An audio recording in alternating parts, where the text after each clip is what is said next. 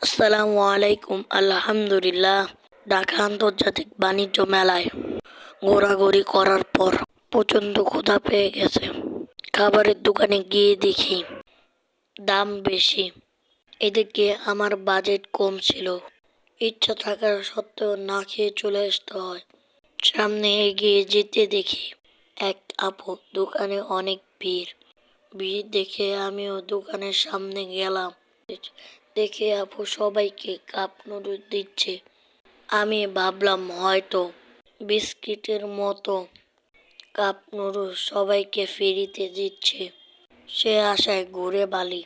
কি আর করার, টাকা দিয়ে কিনতে হলো। প্রথম ভেবেছিলাম একটা অর্ডার দেই, সাথে আব্বু আম্মুও ছিল, তাদের জন্য অর্ডার দিলাম।